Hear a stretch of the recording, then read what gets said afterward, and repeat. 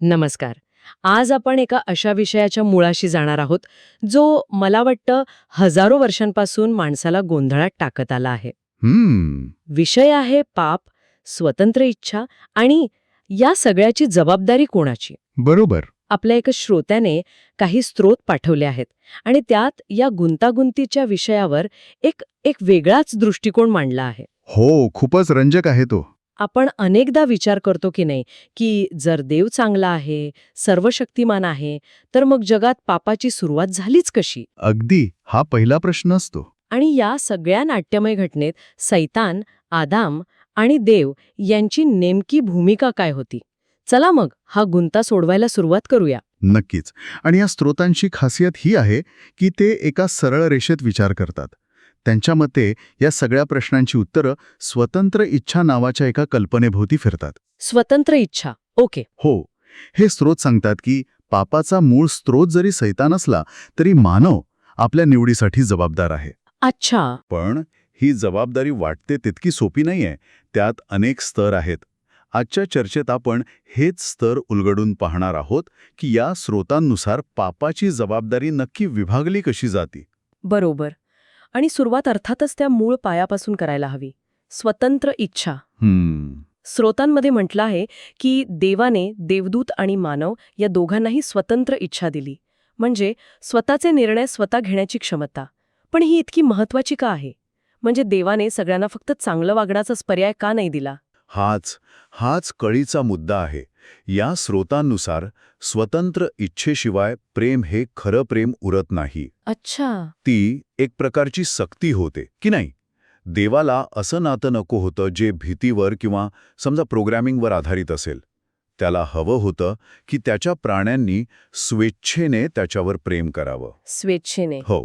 आणि स्वेच्छेने प्रेम करायचं असेल तर मग प्रेम न करण्याचा पर्यायही उपलब्ध असायला हवा. बरोबर आहे. म्हणूनच देवाने निवड करण्याचं स्वातंत्र्य दिलं. आणि जर निवड करण्याचं स्वातंत्र्यच नसेल तर मग न्याय कसा होणार? तुम्ही एखाद्या रोबोटला चुकीच्या कामासाठी शिक्षा देऊ शकत नाही, बरोबर? नाही. शिक्षा तेव्हाच योग्य ठरते जेव्हा चूक करण्याची निवड जाणीवपूर्वक केलेली असते. ठीक आहे, हे समजण्यासारखं आहे. म्हणजे आदामाकडे निवड करण्याची क्षमता होती, पण इथेच या स्रोतांमध्ये एक असा दावा केला आहे जो ऐकून मी थोडी थांबले. कोणता? ते म्हणतात की सैतानाच्या मोहाशिवाय आदाम स्वतःहून पाप करूच शकला नसता. हा महत्वाचा मुद्दा आहे. मला हा मुद्दा जरा विरोधाभासी वाटतो. म्हणजे जर त्याच्याकडे स्वतंत्र इच्छा होती तर त्याला पाप करण्यासाठी सैतानाची गरज का लागावी? असं असेल तर त्याच्या स्वतंत्र इच्छेला काही अर्थ उरतो का? खूप चांगला प्रश्न आहे. आणि इथेच या स्रोतांचा दृष्टिकोन थोडा वेगळा ठरतो. ते पाप करण्याची क्षमता आणि पाप करण्याची प्रवृत्ती यात फरक करतात. ओके. आता बघा, जर आदाम स्वतःहून कोणाच्याही प्रभावाशिवाय पाप करू शकला असता तर याचा अर्थ काय होतो की त्याच्या मनात मुळातच वाईट विचार होता. बरोबर. आणि जो कोणी इतक्या ज्ञानाने आणि जाणतेपणाने म्हणजे थंड डोक्याने वाईट निवडतो तो देवदूतांसारखा होतो, ज्यांनी देवाविरुद्ध बंड केलं. असा जीव सहसा पश्चाताप करत नाही. का नाही करत?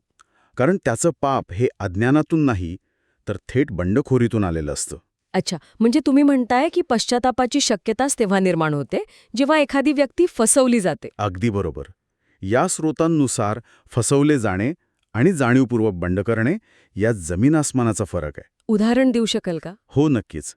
समजा एका लहान मुलाला कोणीतरी खोटं सांगून चोरी करायला लावतं आणि दुसरीकडे एक सज्ञान व्यक्ती पूर्ण नियोजन करून बँकेवर दरोडा टाकते. कायदा या दोघांच्या गुन्ह्याकडे एकाच नजरेने पाहणार नाही, बरोबर? नाही, अजिबात नाही. मुलाला फसवण्यात आलं आहे, त्याच्यात सुधारणेला वाव आहे. पण दरोडेखोराने जाणीवपूर्वक वाईटाची निवड केली आहे. आदाम त्या मुलासारखा होता. तो फसवला गेला. सैतानाने त्याला मोह दाखवला, ज्यामुळे त्याच्या मनात नसलेली गोष्ट करण्याची इच्छा निर्माण झाली. थांबा, म्हणजे तुम्ही असं म्हणताय की मानवजातीच्या पतनाचं मूळ कारण बंडखोरी नव्हती तर प्रेम होतं. हो. फक्त ती चुकीच्या ठिकाणी होतं. ही कल्पना सगळा दृष्टिकोन बदलतेय. हो. आणि हा या चर्चेतला सर्वात महत्वाचा भाग आहे. सैतानाचं पाप हे गर्वातून, देवाची बरोबरी करण्याच्या इच्छेतून जन्माला आलं. त्याला परिणामांची पूर्ण कल्पना होती. या उलट आदाम देवाविरुद्ध बंड करत नव्हता. स्रोत सांगतात की आदामाचं पाप होतं हवेवर देवापेक्षा जास्त प्रेम करणं. देवापेक्षा जास्त. हो.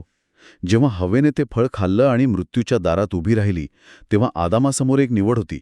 देवाची आज्ञा पाळायची की हवेसोबत मरायचं. आणि त्याने हव्वेला निवडलं. त्याचं पाप हे बंडखोरीचं नव्हतं, तर चुकीच्या प्राधान्याचं होतं. म्हणजे त्याच्या हृदयात हव्वा नावाची एक मूर्ती लपलेली होती आणि सैतानाच्या मोहाने ती मूर्ती फक्त उजेडात आणली. वा, म्हणजे आदाम देवाला नाही तर हव्वेला वाचवण्यासाठी पाप करतो. ही तर एखाद्या शोकांतिकेची म्हणजे ट्रॅजेडी कथा वाटते, बंडखोरीची नाही. बरोबर. याचा अर्थ त्याच्या कृतीचा हेतू सैतानापेक्षा पूर्णपणे वेगळा होता. पूर्णपणे वेगळा. आणि याच फरकामुळे त्यांच्या भविष्यावर खूप मोठा परिणाम होतो. कसा? आदाम ज्याला फसवण्यात आलं होतं आणि ज्याने चुकीच्या प्रेमापोटी पाप केलं, तो पश्चाताप करू शकतो. जेव्हा त्याला सत्य कळतं आणि देवाची कृपा समजते, तेव्हा तो आपली चूक मान्य करून परत फिरू शकतो. आणि सैतान? पण सैतान आणि त्याच्या सोबत गेलेले देवदूत ते पश्चाताप करू शकत नाहीत, कारण त्यांनी पूर्ण ज्ञानाने आणि द्वेषाने देवाला नाकारलं होतं. त्यांचं पाप अंतिम होतं. अच्छा. म्हणूनच स्रोत सांगतात की येशूचं बलिदान हे मानवांसाठी होतं, देवदूतांसाठी नाही, कारण मानवाच्या पापाचं स्वरूपच वेगळं होतं. हे सगळं ऐकून एक प्रश्न मनात येतो.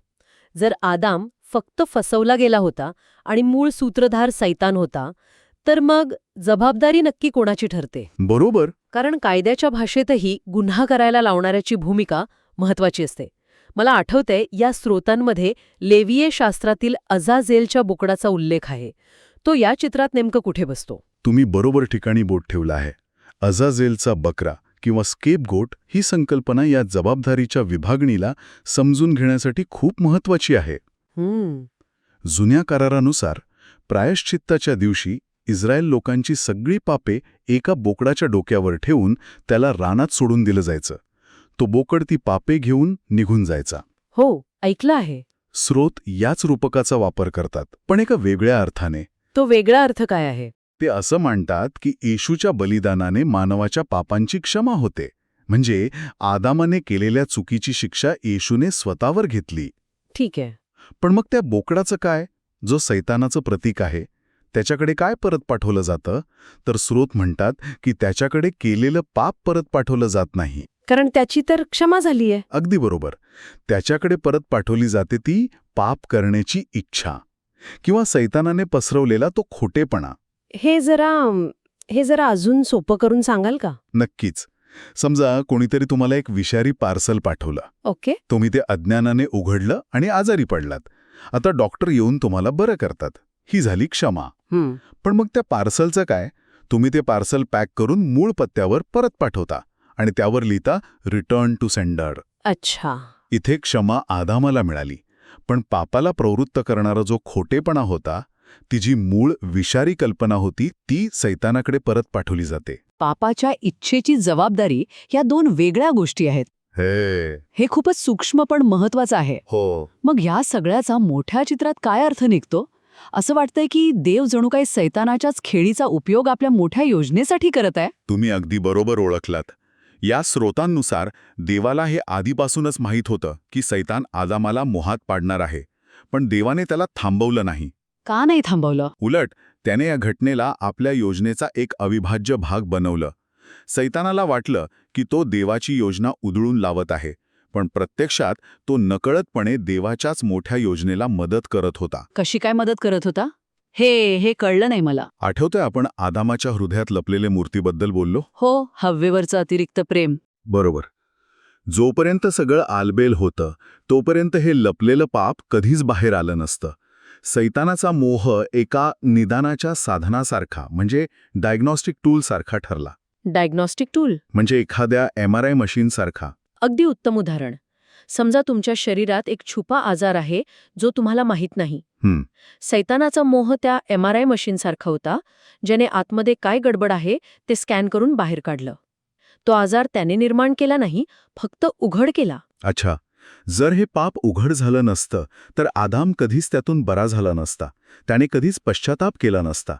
हे होऊ देऊन देवाने एक संधी निर्माण केली, वधस्तंभाद्वारे आपलं प्रेम, कृपा आणि न्याय एकाच वेळी प्रकट करण्याची. आणि ही संपूर्ण प्रक्रिया ही संपूर्ण प्रक्रिया या स्रोतांनुसार मानवाच्या स्वतंत्र इच्छेला अधिक परिपूर्ण आणि परिपूर्ण करण्यासाठीच होती. म्हणजे सैतानाचा डाव त्याच्यावरच उलटला. त्याला वाटलं तो माणसाला देवापासून तोडतोय, पण देवाने त्याच घटनेचा उपयोग माणसाला आपल्यास अधिक जवळ आणण्यासाठी आणि स्वतःच्या स्वभावाची ओळख करून देण्यासाठी केला. अगदी. हे खरंच अविश्वसनीय आहे. हो, कारण सैतान फक्त वरवरच्या गोष्टी पाहू शकतो, पण देव थेट हृदयाच्या गाभ्यापर्यंत पाहतो.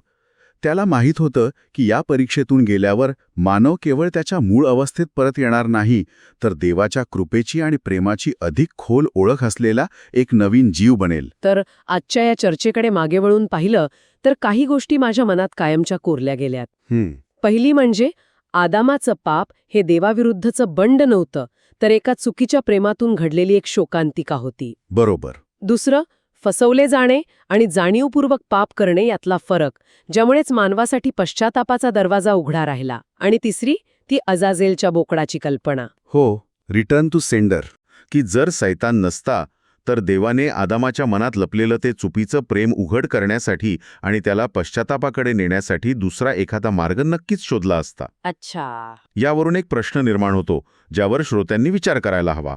जर सैतानाचं प्रलोभन हे केवळ एक साधन होतं, एक MRI स्कॅन होतं, तर मग आपल्या आयुष्यात येणाऱ्या परीक्षा आणि संकटं ही आपल्या आतल्या कोणत्या लपलेल्या गोष्टींना उघड करण्याची साधने असू शकतात?